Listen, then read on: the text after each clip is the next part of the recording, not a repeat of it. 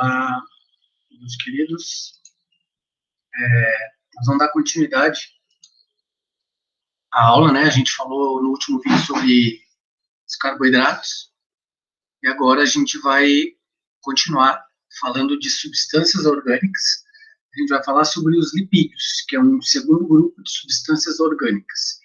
E como eu tinha mencionado no vídeo anterior, esse vai ser o nosso primeiro bloco, que a gente vai chamar de substâncias energéticas, que são os carboidratos e os lipídios, certo? Então, toda a nossa dinâmica desse semestre, praticamente, e avaliações, vai ser tudo baseado nesses dois grupos de substâncias orgânicas, certo? Então, o segundo grupo são os lipídios. Então, um lipídio, o próprio nome já está sugerindo tipo de substância. Lipo significa gordura. Daí que vem lipoaspiração, por exemplo, né? Aspiração da gordura. Quem são os lipídios? Qual é a principal característica físico-química dessas moléculas? Eles são orgânicos, né? Como a gente já mencionou anteriormente, e são insolúveis em água, não se dissolvem em água. Então, se você colocar gotas de óleo num copo d'água, por exemplo, não vai se misturar, a gente vai ver as duas fases bem distintas. Mas, porém, essas substâncias são solúveis, ou seja, elas se dissolvem em solventes orgânicos. Querosene, gasolina, éter, clorofórmio, várias outras substâncias solventes que a gente usa para fabricação de verniz, de tinta, de cosmético, de cola, enfim, várias outras substâncias, correto? Então, essa é a principal característica físico-química dessas moléculas. A classificação e as funções.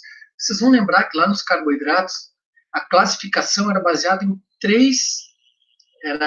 os carboidratos eram classificados em 3 grupos. E o critério era a quantidade de moléculas que cada grupo continha. Por exemplo, monossacarídeos, uma molécula, disacarídeos, 2 moléculas, e polissacarídeos, centenas de moléculas, né? Aqui, a gente vai classificar, basicamente, os lipídios em 4 grupos. Fosfolipídios, cerídeos, glicerídeos e esteroides. A classificação aqui, ela não está relacionada com quantidade, como eram os carboidratos. Essa classificação aqui, ela está mais baseada em função da molécula e a especificidade dela, e não com característica de quantidade, certo? Então, a gente vai falar desses 4 grupos aqui. De forma geral, quando a gente falou de carboidratos, a gente falou basicamente qual é a função. Fala de carboidrato, qual é a função que vem na cabeça? Energia, né? Energia rápida, energia a curto prazo. E um ou outro com função estrutural, que faz parte da estrutura de uma célula, por exemplo, ou de estrutura de uma molécula.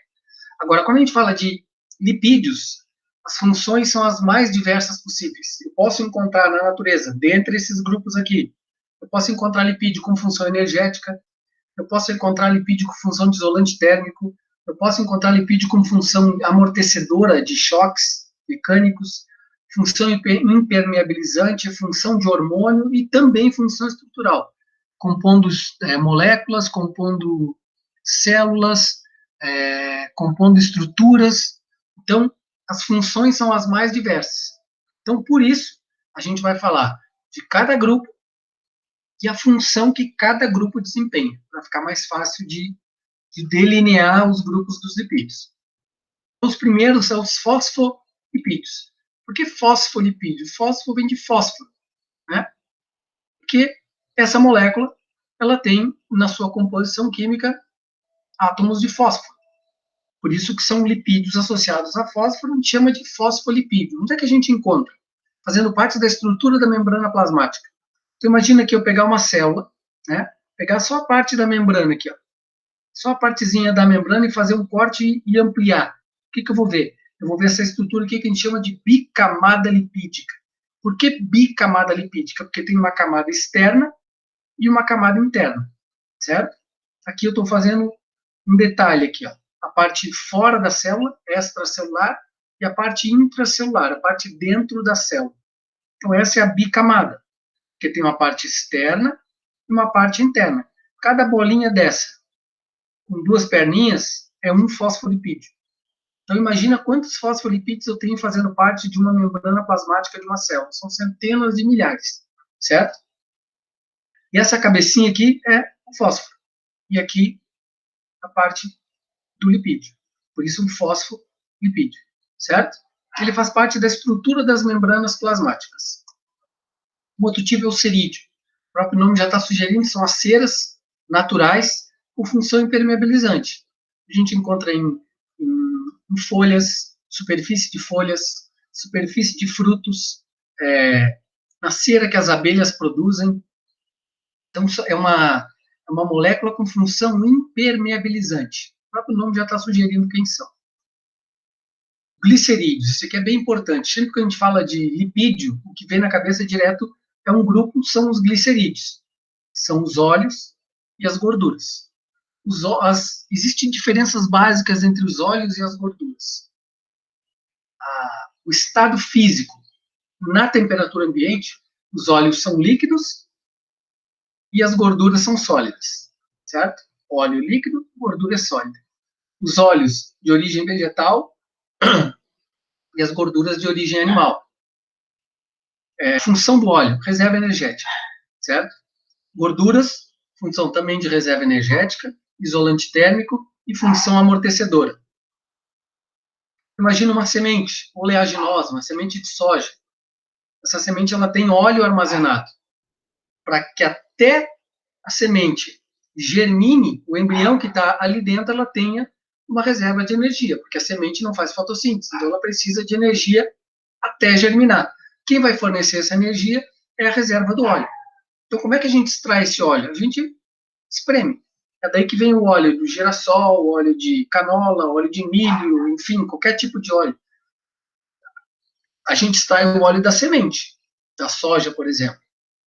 Aquele óleo ali está como função de reserva de energia para o embrião que está ali dentro até ele germinar, e aí a planta começa a fazer fotossíntese e se torna independente daquela semente, daquele óleo. Né? Gordura. Função de reserva energética também, aquela camada de gordura no tecido adiposo, que é o tecido de gordura, serve como reserva de energia a longo prazo, diferente dos carboidratos. A gordura é mais energética, mas ela demora mais, digamos assim, para ser quebrada. Então, a primeira fonte de energia que o corpo usa são os açúcares, o carboidrato. Depois ele vai usar a gordura quando não tem mais açúcar. Isolante térmico, um animal de clima frio, tem uma camada de gordura extremamente espessa, uma foca, um leão marinho, um urso polar, tem uma camada de gordura extremamente grossa, que funciona como um isolante térmico. Ele isola a temperatura dentro do corpo, isola o calor dentro do corpo, ou seja, o calor que é produzido dentro do corpo tem aquela camada e ele não sai, ele fica bloqueado, isolado dentro do corpo. E função amortecedora, né? A gordura protege contra choques mecânicos, né? Se você uma queda, um embate, qualquer tipo de choque mecânico, a gordura ela amortece e evita danos internos. Aqui tem uma comparação de um carboidrato e de uma molécula de carboidrato e uma molécula de gordura. Uma molécula de carboidrato fornece 4 quilocalorias de energia, já a gordura 9 quilocalorias. Ou seja, a gordura é mais energética do que o carboidrato, do que o açúcar. Aqui está uma molécula, ali, ó, um lipídio, que é formado por um glicerol, que é um álcool, e um ácido graxo. Não precisa se prender nesses detalhes químicos aqui, mas é só para a gente entender, ver de onde é que vem. E é por isso que a gente chama isso de triglicerídeo. Vocês já devem ter ouvido isso em qualquer rótulo de alimento, tem lá a quantidade de triglicerídeos. O que é um triglicerídeo? É uma gordura, né? É um glicerídeo com 3 ácidos graxos, por isso triglicerídeo. São moléculas energéticas que servem como armazenamento de energia, como reserva de energia. Então, a gente estoca a nossa reserva de energia na forma de gordura, na forma de triglicerídeo. A gente armazena nos órgãos de reserva. Que é só para ver como é que ele é quimicamente falando. Triacilglicerol ou triglicerídeo. É um glicerol, um álcool, com 3 ácidos graxos. Isso aqui tudo é um triglicerídeo. Esses são os órgãos de reserva. A gordura branca, aquela gordura amarelada, ó, esses órgãos que a gente armazena a gordura. Né? Quanto mais a gente ingere e menos a gente gasta, mais a gente vai armazenar. Né? Por isso que, como a gente viu aqui antes, ó, quando o consumo é maior do que o gasto, eu faço a ingestão de muito alimento rico em gordura. Ou não necessariamente, porque ele vai virar gordura dentro do nosso organismo. E eu não tenho gasto, ou seja, eu não utilizo aquela reserva de energia, isso leva à obesidade. Cada vez mais eu vou ter armazenamento nessas regiões aqui. Aqui é a subcutânea, né, que fica embaixo da pele, e a gordura abdominal, a visceral. Então a gente vai cada vez mais armazenando gordura, que a gente chama de tecido adiposo. Ó, tecido adiposo. Tecido adiposo é o tecido de gordura. Então aqui eu tenho um que seria normal, só para fazer uma comparação. Normal, aqui são células, né? Os adipócitos. Cito significa célula. E o adiposo é o de gordura. Então, os adipócitos são as células que armazenam gordura. Onde se encontram essas células? Nessas regiões do corpo aqui, certo? Então, normal, são células pequenas, né, com pouca gordura, porque tem gasto, pouco consumo e tem gasto. E vai levando ao sobrepeso, as células, muitas células já grandes, com grande quantidade de gordura armazenada, e a obesidade. Eu só tenho médios e grandes. Muita célula, muito adipócito, e muito adipócito com muita gordura dentro. Então, aqui eu que vou tendo ganho de peso e os problemas que acarretam, problemas de saúde que acarretam o excesso de gordura no organismo.